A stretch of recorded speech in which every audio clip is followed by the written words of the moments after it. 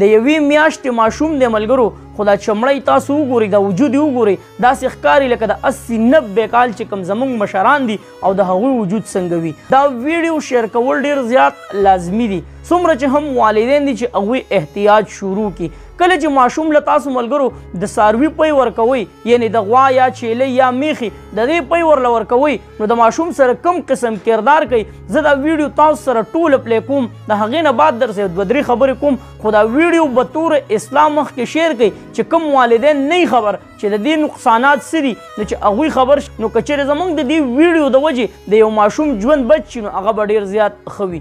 دا ویډیو وګوره، بیا سره 2-3 خبرې کوم. السلام علیکم ورحمت الله. دا ماشوم یې راوستی و، د یوې میاشتې دی او د ده وزن دی 2 کیلو. د پیدایش نه فوراً بعد یې ورته د غوا پی شروع کړي دي. د غوا پی د غوا د بچي دپاره دي او د چای دپاره دي. دا د انسان د خوراک پی نه دي او د 1 کال نه پکته د غوا پی ورکول مکمل بند دي. د غوا پی کې پروټین ډېر زیات دي 3.5 او د مور په پیو کې 1.2 دي. د غوا په دې پیو کې غوړوالی ډېر زیات دي 4 او د ماشوم په د مور په پیو کې 3.5 وي. کاربوهایډریټ چې کوم په اسانه هضم کېږي هغه د مور په پیو کې زیات دي 7 او د مور پی کې 5 او د غوا پی کې 5 دي. وایټامینز او سی او ډي او دا شیزونه خیر د څه مسله دومره نه کوي، خو وایټامین ډي د غوا په پیو کې زیات دي، نو ځکه مونږ چې کوم د ماشوم د مور پی خوري نو هغه له به مونږ د وایټامین ډي ورکوو. فاسفورس پکې ډېر زیات دي د غوا په پیو کې، نو دا خطرناک دي، دا په ګردو باندې لوډ ډېر وراچوي. آیرن په دواړو کې یو شان دی، خو د مور د پیو آیرن چې ابزورپشن دی هغه ډېر زیات ښه دی، زر هضم کېږي او د غوا د پیو هغه نه کېږي.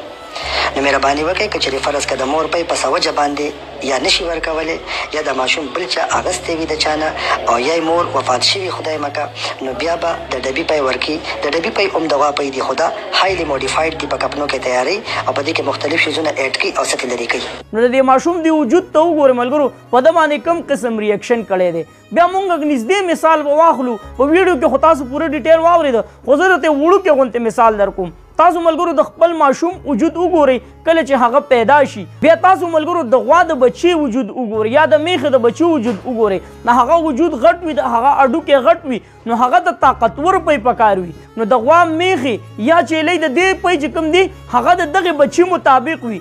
نو تاسو سوچ کوئ د هغه وجود او زموږ د ماشوم وجود کې د ځمکې او د اسمان فرق وي. بیا غوړوالی پکې هم ډېر زیات سیوا وي د میخې او د غوا په پیو کې. نو د خپل ماشوم بچي ژوند مه تباه کوئ، اول د ډاکټر په مشوره باندې هغه ته پی جاري کوئ. چې کوم د ډبو پی وي ملګرو، نو هغه په داسې طریقه باندې جوړ شوي چیرې ماشوم ته پیدا ورکوي، نقصان نه ورکوي. خو غریبي ده زموږ هغه خویندې میندې چې هغوی پی نه لري د ماشوم دپاره، نو هغوی دا کوشش وي چیرې د غوا پی وله ورکو په دې سوچ باندې چیرې دا ماشوم طاقتور شي. بله په دې باندې ملګرو چې چا سره خو پیسې شته نه، ځکه د ډبو چې کوم پی دي نو هغه ډېر زیات ګران دي، د هر چا پې وس نه راځي چیرې خپل بچي ته دغه د ډبو پی شروع کړو. نو که چېرې څوک نه خبر، نو هغوی ته مهرباني وکړئ دا ویډیو ورسوئ چې د خپل ماشوم ژوند مه تباه کوئ، ځکه ماشوم تکلیف خو تاسو لیدلی چې په ډېر سخت او په تکلیف باندې د هغه ماشوم ژوند دنیا ته راځي.